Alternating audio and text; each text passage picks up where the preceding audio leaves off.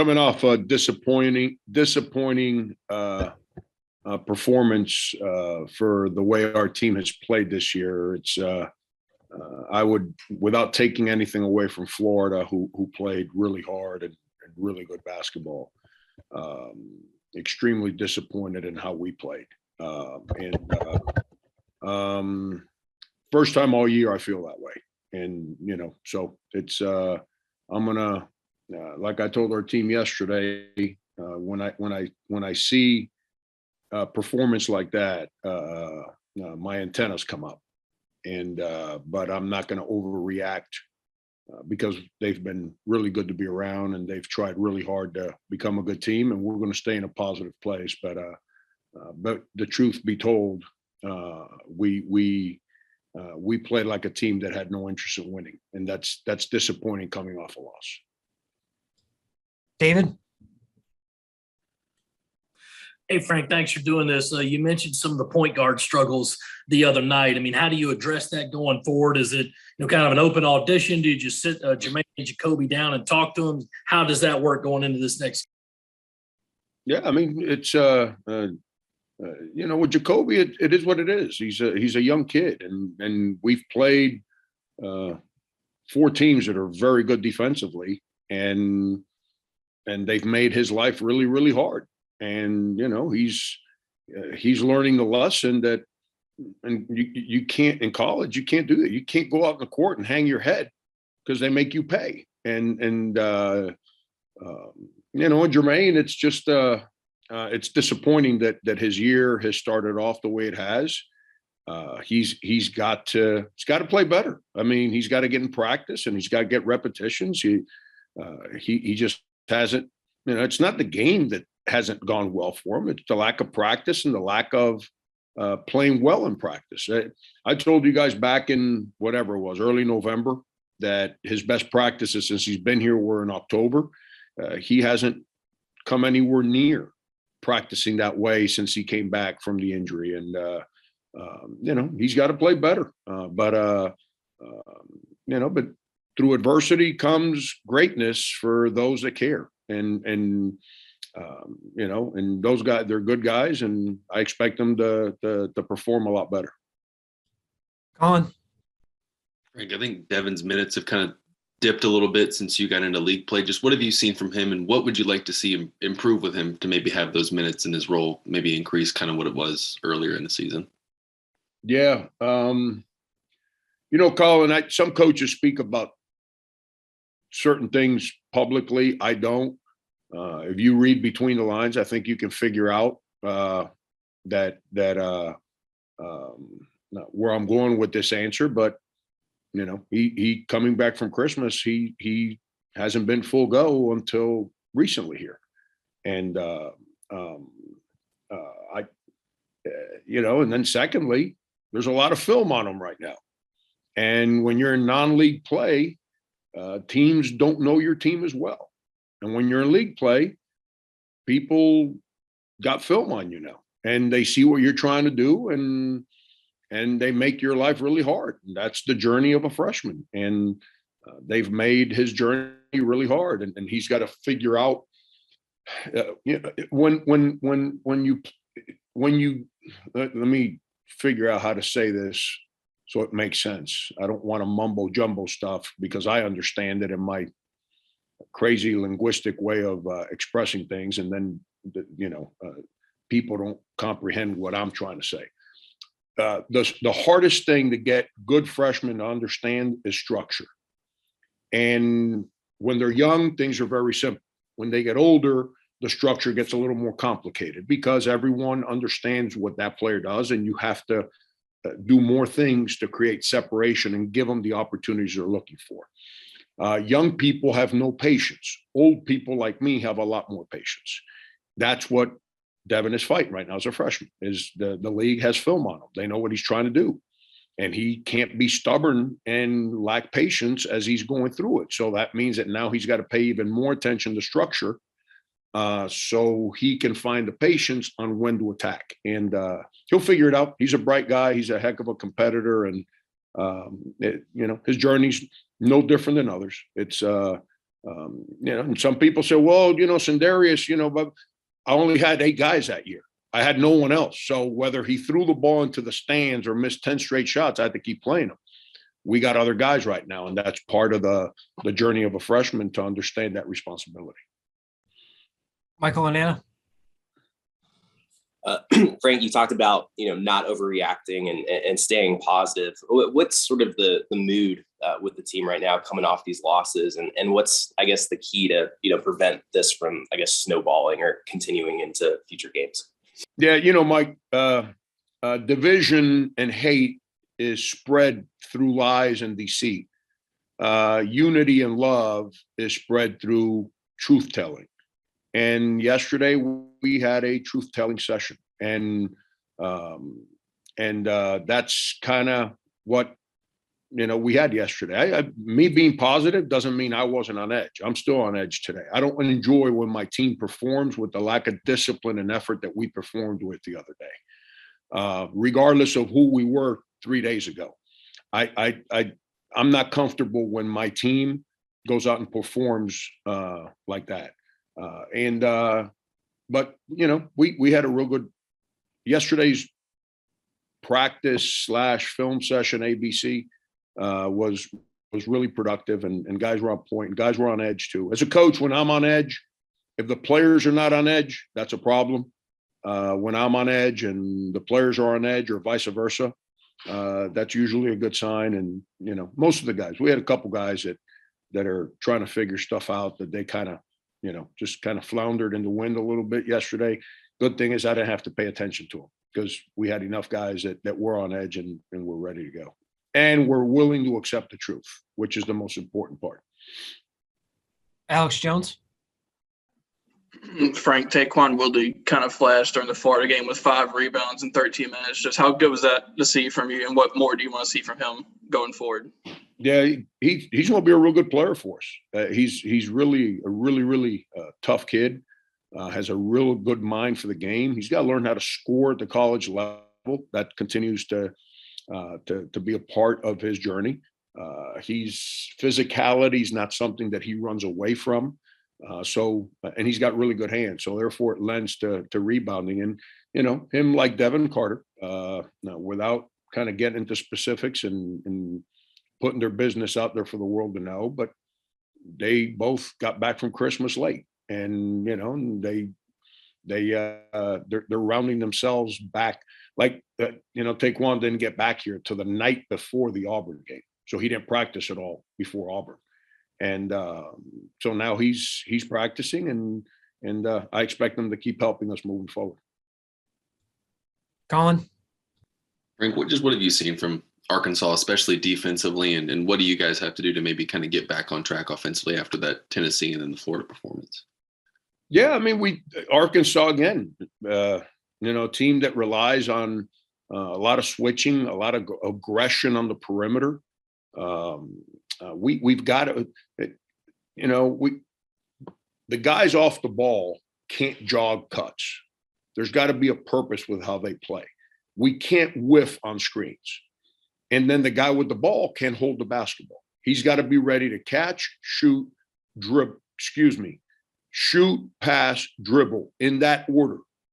He can't hold the basketball. If he's open, shoot it. If you're not open, pass it.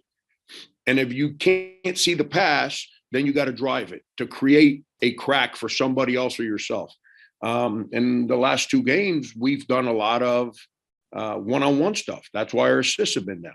Now, if you go back and you look at the Florida stats, it would blow your mind that we lost the game. We outshot them 75-49. We had 10 steals. We got 21 offensive rebounds. We shot 4 free throws. I said that after the game, and after watching the film, our lack of aggression is what cost us. And we got to take offensive rebounds and steals, and we got to convert them to points. We can't take those 2 opportunities and get zeros for it. And that's what we did the whole game of Florida, and that's part of the aggression I'm speaking about. Michael. kind of to piggyback off of Colin a little bit there, what challenge does Arkansas present offensively? You know, it seems like they're one of the top scoring teams in the SEC, and JD Notae seems like he does a lot for them. Just what's the key to playing against them defensively? Yeah, they defensively, they're good. They switch a lot. And they create, it's not the old Nolan Richardson, Mike Anderson havoc, but it's their own kind of havoc defensively. And then offensively, which I didn't fully answer for Colin when he asked. And then offensively, they all play off the bounce. The guys off the ball don't stand still. There's constant cutting, moving, screening. And which puts a lot of stress on your help side defense. And then the guy with the ball doesn't hold the basketball. It's kind of what I was talking about. We need to do better. They're really good at. You know, they got multiple guys that shoot it and drive it. And they don't. I'm just telling you, if they can get a clean look on the first pass, they're shooting it. They don't pass up shots. And that's from multiple places, which makes them, guarding them becomes a challenge because of that aggression that they play with. Bob Holt. Hey, Frank, how you doing? Yeah, Bob, how are you? I'm good. We've got some snow here, so hope it's not too bad there in South Carolina. Hey, Arkansas, to me, they're kind of a hard team to figure out because they lost 5 of 6, 0-3 starting the league, first time since 2009. Then they just beat Missouri by 44 and go to LSU and win. Sort of what do you think of their team and maybe how they're starting to turn things around? I think Conzo Martin said it best. Like, we all overreact every time somebody loses in the SEC. It's a really hard league. They're the same team that was 9-0 and top 12 in the country. It's not like they got a new coach or different players. They're good, but our league's really good. And winning in our league is really complicated right now. You can play well and lose. There's not an easy out in our conference, and that's the part that Bob, you've been covering this league for a long time. There was a day, and I'll use my school as an example, where coaches would see South Carolina and they say, "Okay, that's a win," and they were good and they moved on. There's not a team in our league where you kind of say, all right, if I can get through this week 2-0, then we can get ready for Kentucky and Arkansas or whoever. That doesn't exist right now. This league there's not a game on the schedule that you can play just okay and win.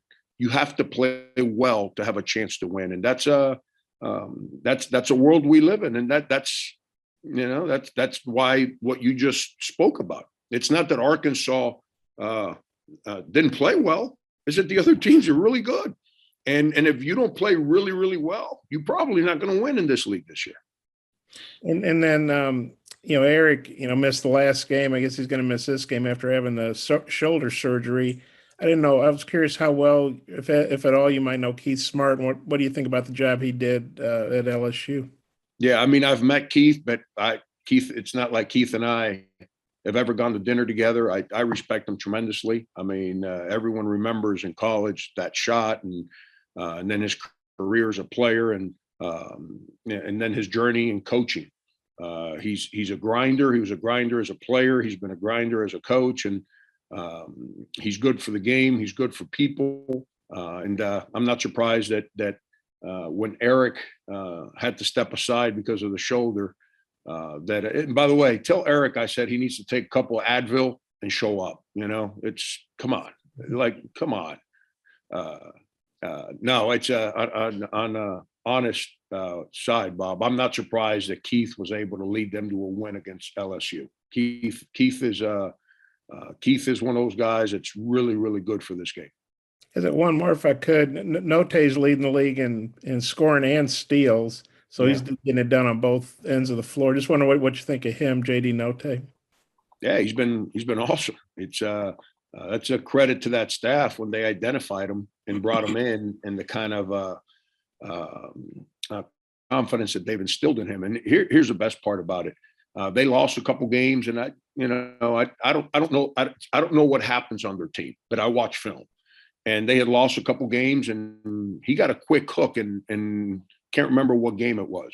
right away. Took a bad shot early in the game, and Eric took him out of the game. Well, kid didn't pout and mope and complain. I mean, it was actually against Vanderbilt, if I remember correctly. And, he came right back and played his rear end off and has continued to play his rear end off. So he obviously is a young man that accepts coaching and accepts team.